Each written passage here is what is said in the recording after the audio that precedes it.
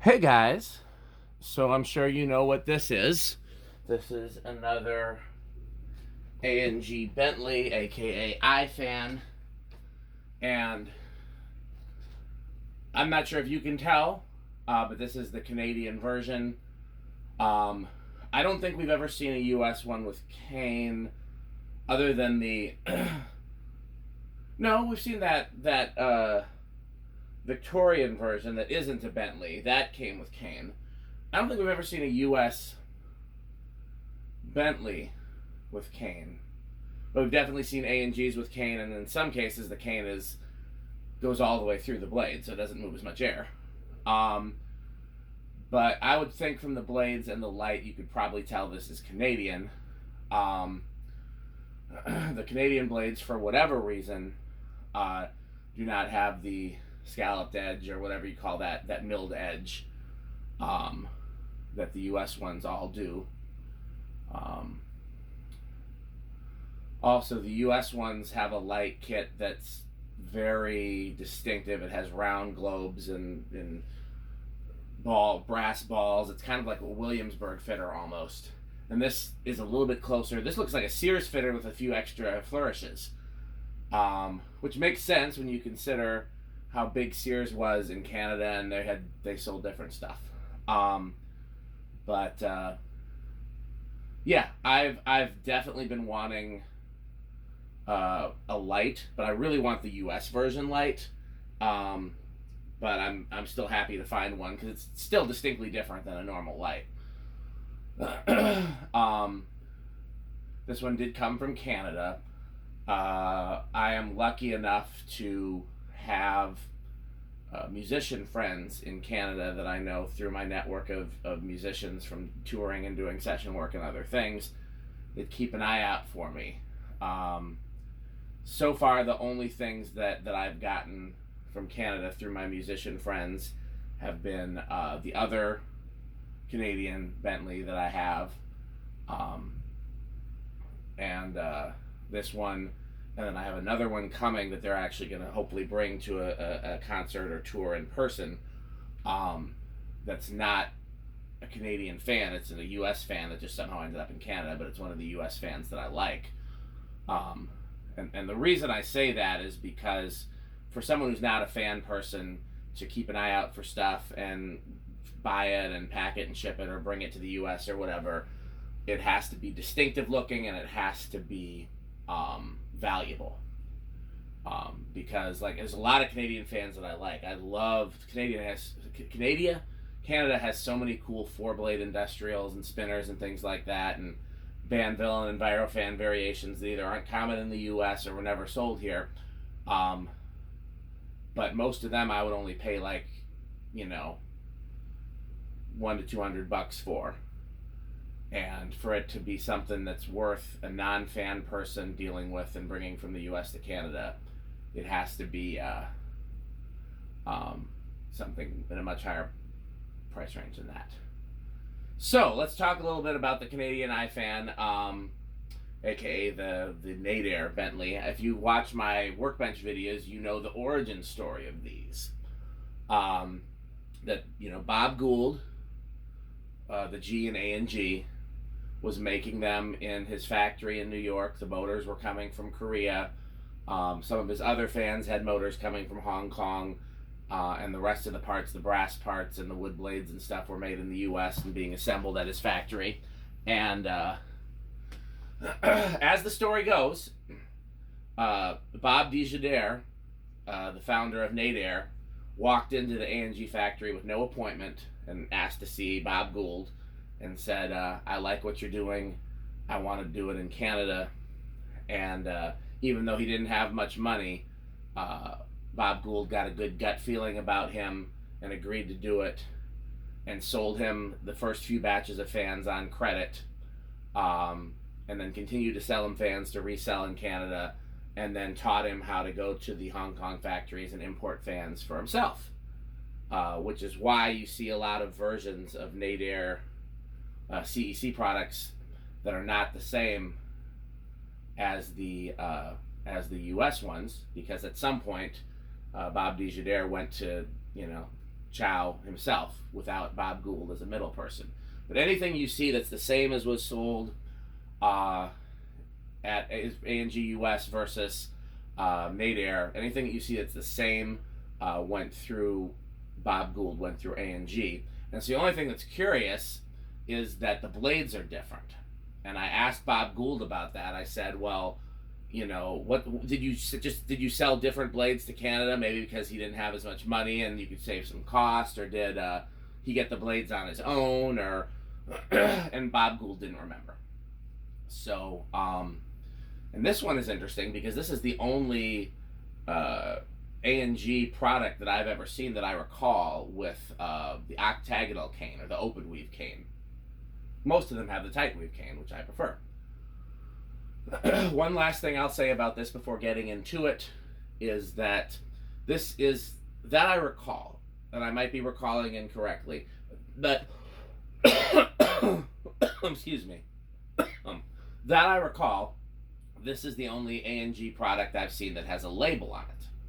And curiously, that label says AC ceiling fan, 250 RPM, made in Hong Kong. And that's very curious because this, as we now know, even though we assume these were made in Hong Kong for years, we now know that nothing about this fan was made in Hong Kong. The motor was made in Korea. The brass parts and castings were made in the U.S. The wood blades were made in the U.S. And so what I'm thinking is, because it's not an A&G label. It's either, and it's not the same as, it's similar to what you see on CEC products, but it's also not identical to what you see on like a Moss Heirloom or a Ritz Tangiers or any other CEC product with a label. But it's very similar to that. So my thought is that this probably comes from the era where Bob Nadair was getting fans from A&G and independently from CEC at the same time, and they just only had one label, and they just stuck it on everything, which is a little curious why you'd label a fan made in the U.S. as made in Hong Kong as opposed to the other way around. But the label's kind of on the inside of the motor. It's on the motor itself, like up at the top where it mounts, like the mounting plate. So like you can't see it unless you go inside. When I say the motor itself, I mean like the actual plate on top of the motor, not the actual casting of the motor and not the housing. But if you've ever looked at one of these before from the top, there's like a mounting bracket that mounts the down rod to the housing, and then under that is a metal plate, and it's on that metal plate. So yeah, it's just maybe that plate was used in a few. Oh no, that doesn't make sense either. I don't know. But that is very curious to me. Because again, we always assumed these were made in Hong Kong, and they have a lot of Hong Kong traits that we later found out was actually Hong Kong copying A&G.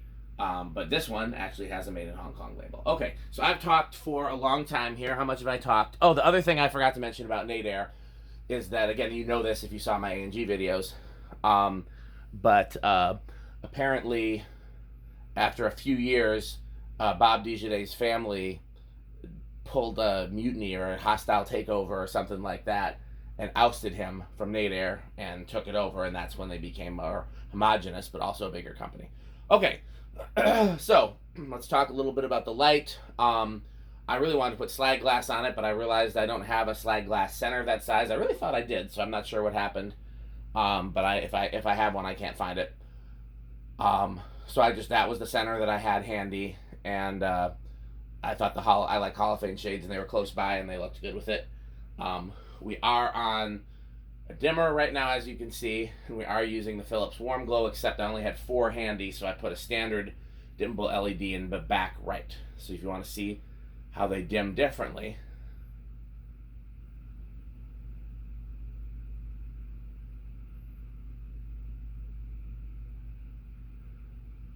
it's a good place to do a comparison. The difference is subtle, but it's significant, especially if it's the only light source in the room.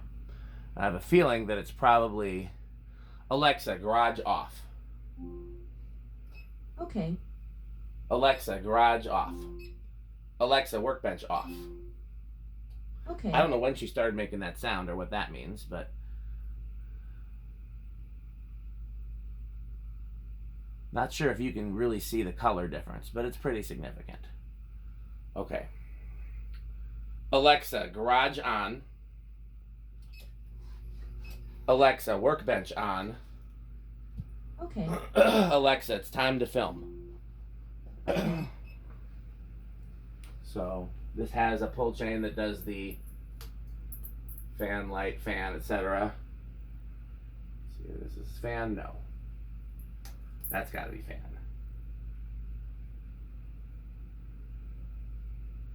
Yep. Have not done anything to the bearings. It seemed a little bit like I might need to add a little WD-40, but I haven't gotten to that point yet. Maybe it's after it's run for a while. It probably has the best bearings of any one that I've found so far. These do not do well on bearings because if you think about it, they generate as much heat as a K63 and they have even less ventilation than a K63. Lamp on? No.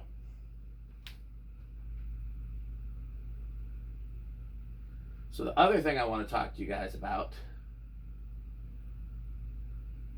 is where I should hang now that I'm finding a lot more A&Gs and Bentleys and such. I'd really like to hang more of them.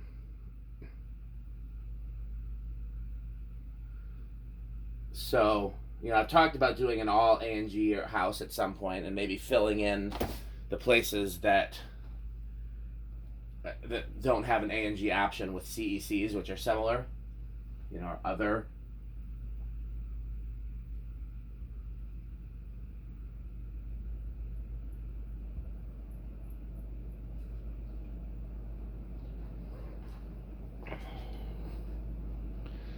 .06 amps, 94 watts, about 3/4 of a power factor. Now, where did Rick put the tachometer? Is a thing that I should have looked into before the video started.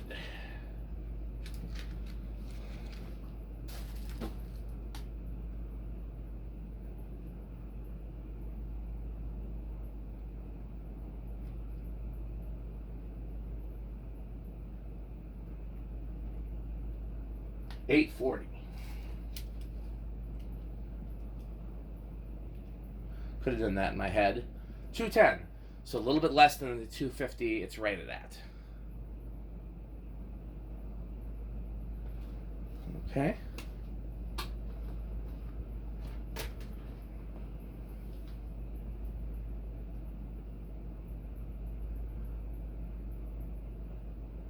Oh, we're on solid state.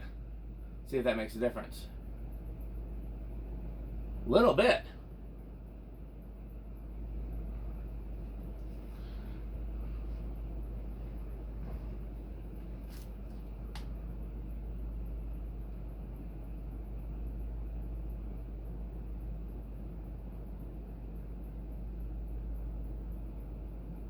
$860. So there is a difference.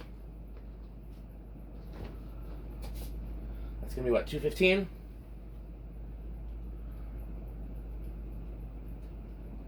$215, so still shy.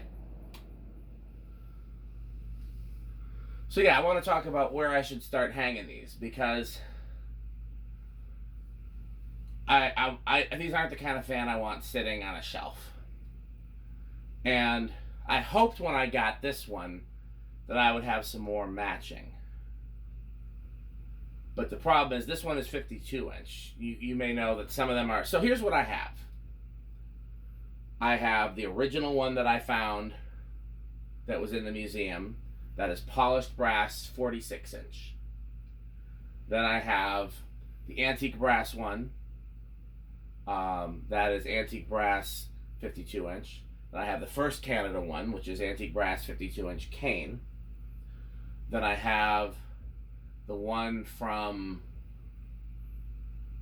I don't remember where it's from. I got it from another collector on the East Coast, but I don't remember what region. That's also polished brass 46 inch, and that's the one I'm using the blades on currently in the kitchen. Then I have the ornate, polished, and antique brass one that did not come with blades. And then I have this. Because one thought that I had, I've always wanted to do a multi-fan install in the living room. And one thought is if I had 3 sets of short blades and polished brass fans, and so here's what I was going to do. If these were 46-inch in cane, then I was going to do a 3 Bentley install in the living room in a straight line. Put the ornate one with cane blades in the middle, and then put a plain brass one on either side with plain blades. And I thought that would look very cool without being too insane. But the problem is I don't have 3 sets of short blades now. I have 3 sets of big blades, 2 of which go to the 2 antique brass fans, and I really don't like mixing and matching blades that much. Dang. Yeah, I don't know. I'd like to. Bottom line is, I'd like to hang more of these. This is a potential with this as it is a potential for over the dining room table. Or I could swap the blades and light kit onto the ornate one and put that over the table and put this as is in the other side of the kitchen. That's not a bad idea, actually. But I would really like to do something over the table. Also, I have another idea for over the table that I don't have yet, but it's already paid for. We'll talk about that in a future video. So yeah, I've got a lot of ideas here, and I'm not sure what to do. And the thing about it is I'm so used to that R&M in the living room, which I love, but at some point it's going to have to come down if I want to try other things. And that's an insanely powerful 56-inch fan, so the only way to get that amount of airflow in the same place is going to be to have multiple fans. Or use an industrial, which I don't think really would fit our living room. So I'm going to use the solid state control over here just to make it easier, because it should be the same pretty much. One thing I will do is when I get to high,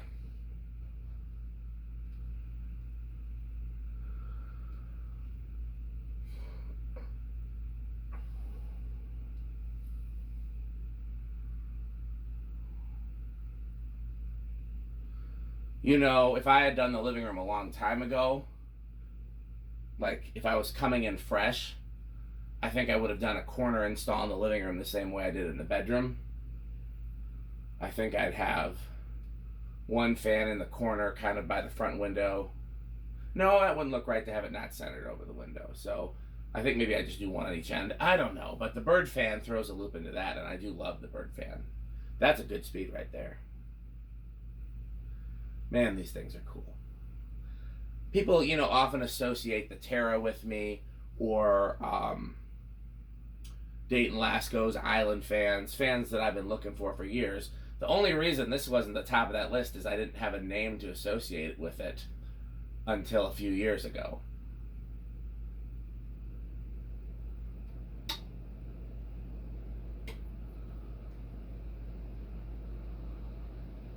I think we're going to go a little faster in reverse.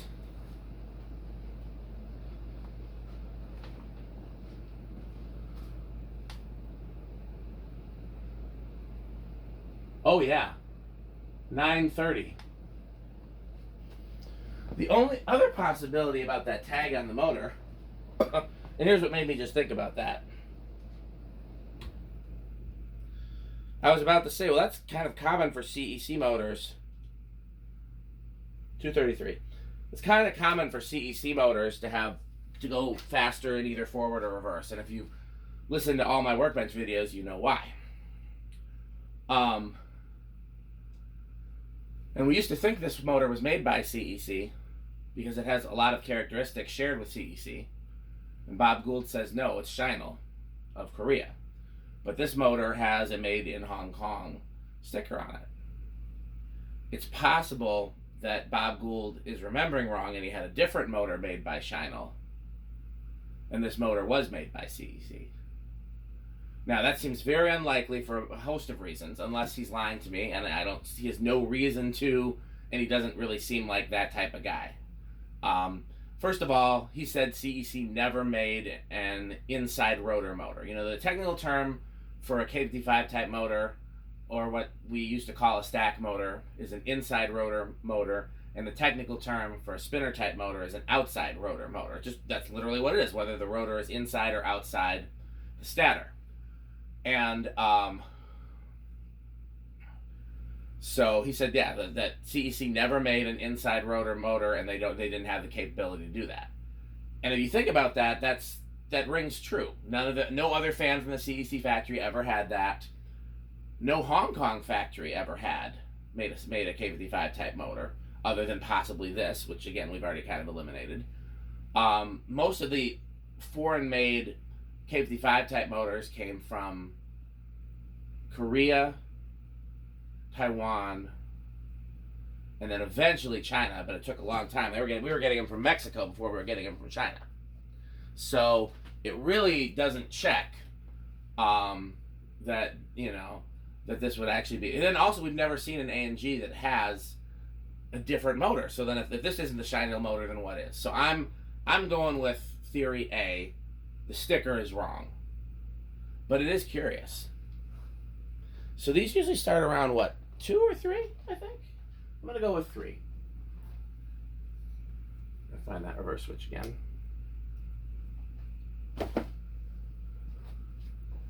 1, 2. Oh, starts on 2. I was over.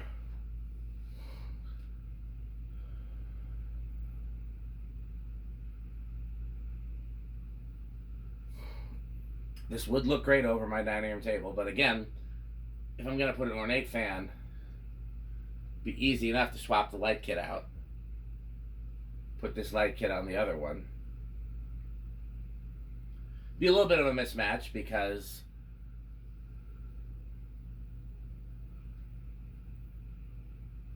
it's a Canadian light kit, but you know, that's a good restaurant low. Here's 3. It's interesting because the ones upstairs in my bedroom needed a 6 to start, but they both had bearing issues. Maybe someday I'll take one of these apart and change the bearings, but they've been running fine since I oiled them. I've never had one of these shiny. No, I did. I think I took the one apart that's in the museum one when I was a kid. I might have either put new bearings in it. That's a good low right there. 4, 5. I'll tell you one of the things I think that looks the best about these, that if somebody, like, if I worked for a fan company and somebody said you should do this, I would have been like, you're crazy. But the flywheel is closer to the switch housing than it is to the motor. And just the clean look of that.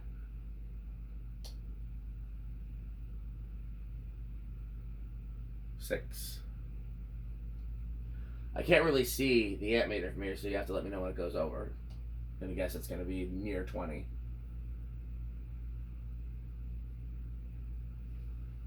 44. 8.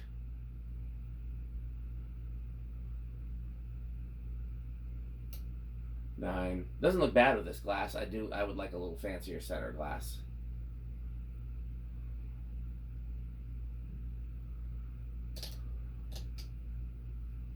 12.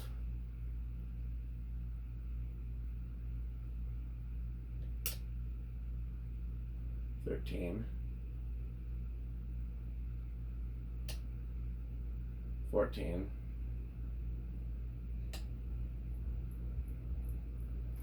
15. 16. 17 is close to over. I don't think we're over yet. No. Is 18 over? Yes, 18 is over.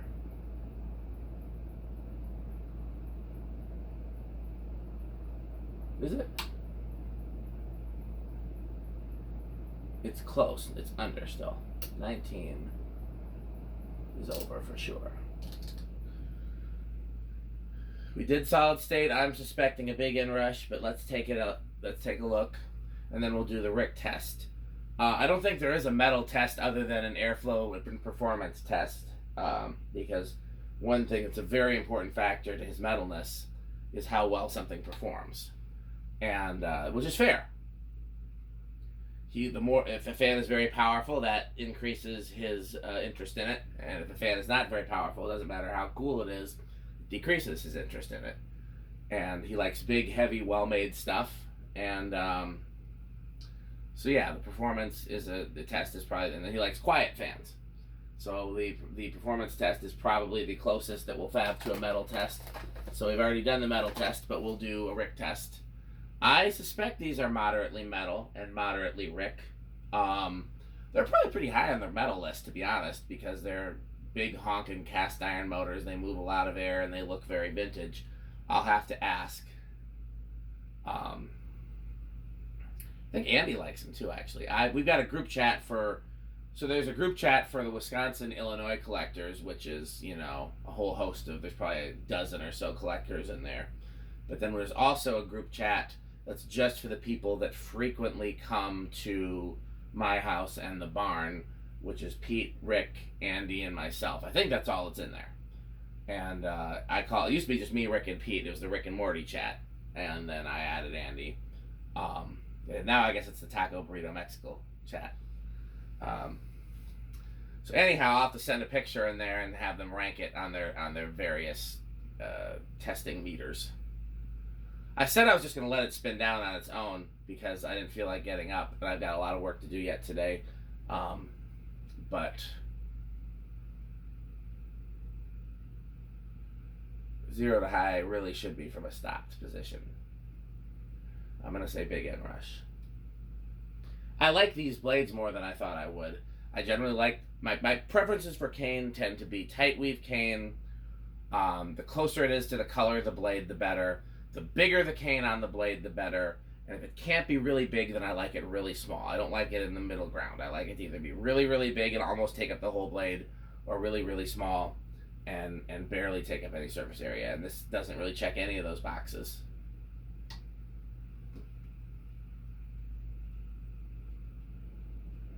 Am I wrong? No inrush?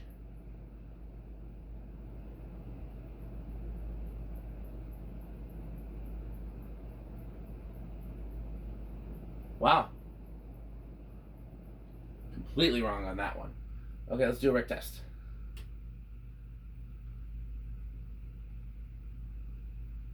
Oh, I gotta turn the light on. So this is gonna be static electricity. 1, 2. Could have just stopped the blades while I was up there. Alexa, garage off. Okay. When did you start making that sound? Alexa, workbench off. Okay.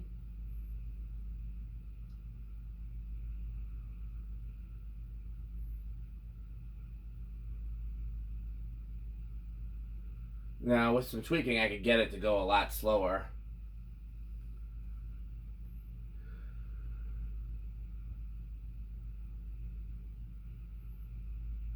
But I think it's pretty good just as it is. It's a little fast, actually. If I wanted it to go significantly slower, I just turn the variable down. And maybe I will. What's the harm?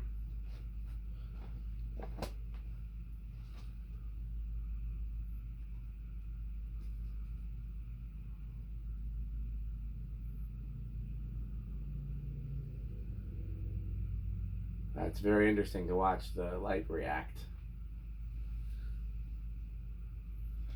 Yeah.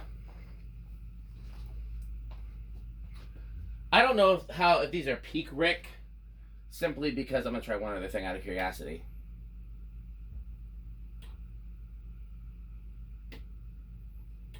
That was with the light bulb.